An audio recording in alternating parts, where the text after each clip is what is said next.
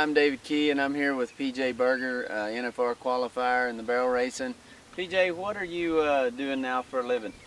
Training barrel horses at the house, kind of get horses in that are young horses or high school horses that might need a tune-up, and pro horses that people want me to go on with and take down the road.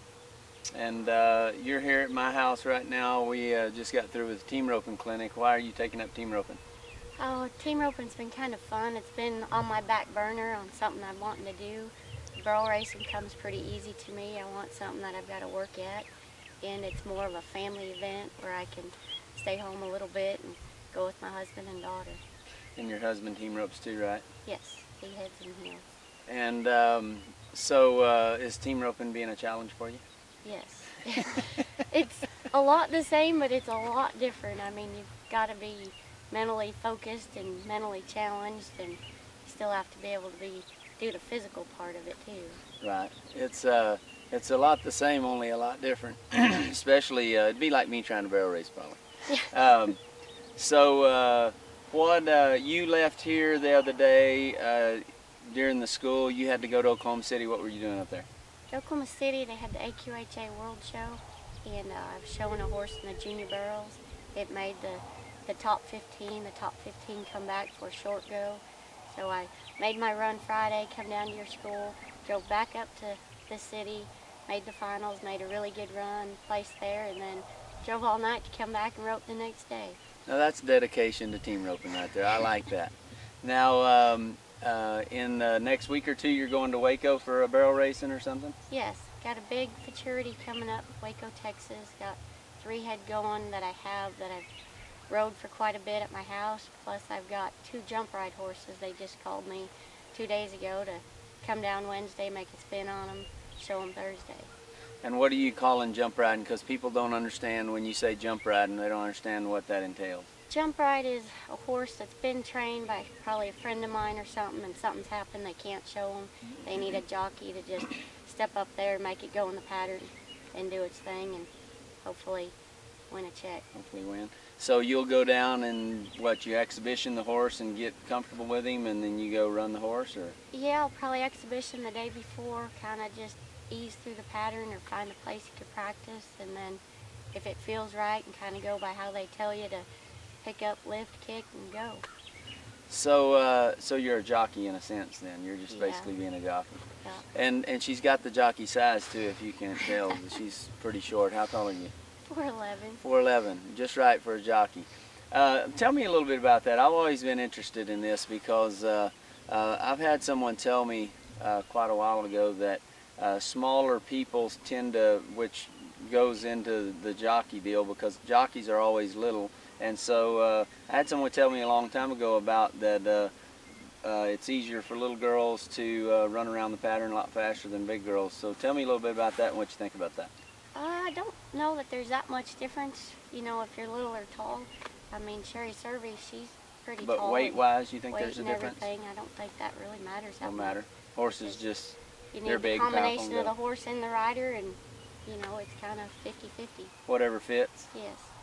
And what type of horse? I know a little bit about barrel racing, so there's different types of horses. Some go in and drag their rear and turn the barrel. Some kind of swing their rear around.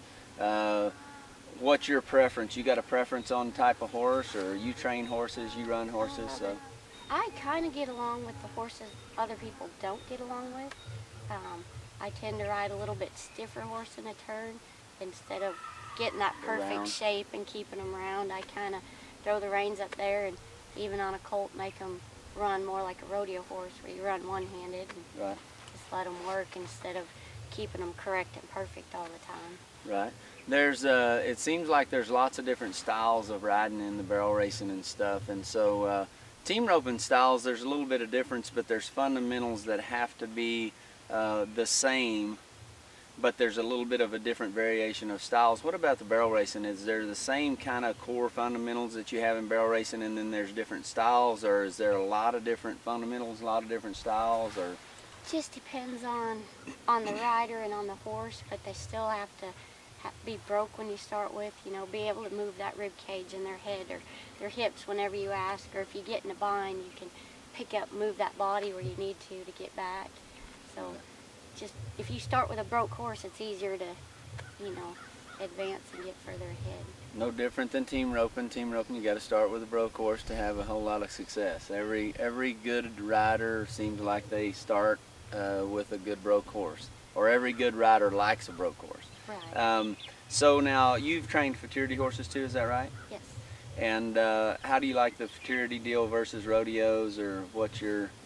I like the futurity part because you can go for a week, set up, you're in one spot, you can rest, your horse gets rest, you know, but I still like the rodeo deal. You make one run, jump in the truck, you go to the next place, you might get rest, you might not, but Right.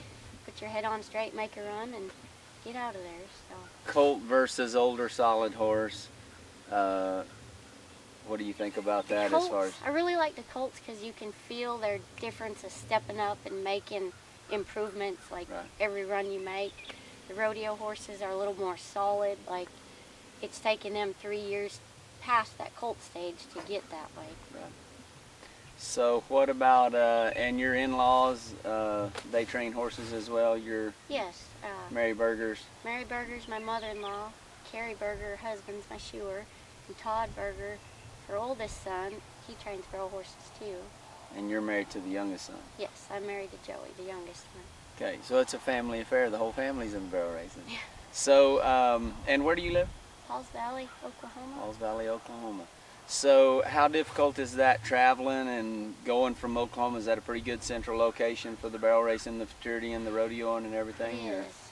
Yeah. It's pretty central. I live on the interstate, so to go anywhere, you just get on it, and it makes it a lot easier. And there used to be a lot of barrel racings up in Oklahoma and futurities and stuff. Is it still that way to where you can kind of hang out right there? Futurities have slowed down, but they've added more money at one location, and then you wait a few months, and then there's another big location to go to. The barrel racing, your little stuff, there's one every day of the week. Right. And so what is your biggest win today? The biggest win to date is the circuit finals average for the Prairie Circuit.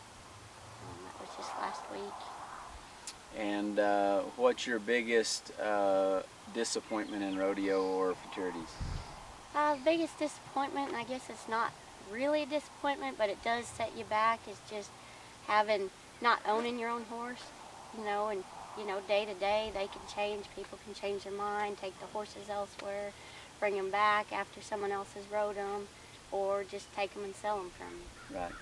And you, right now, you don't even own your own horse. Well, you got one, you said, but you mostly ride other people's horses right now? Right. Mostly right now I ride all outside horses. And so then you're dependent on owners and people that have good horses, and they want Right. somebody to ride them and make them better. And so I can see where that'd be a little difficult. That's why I like to own my own horses.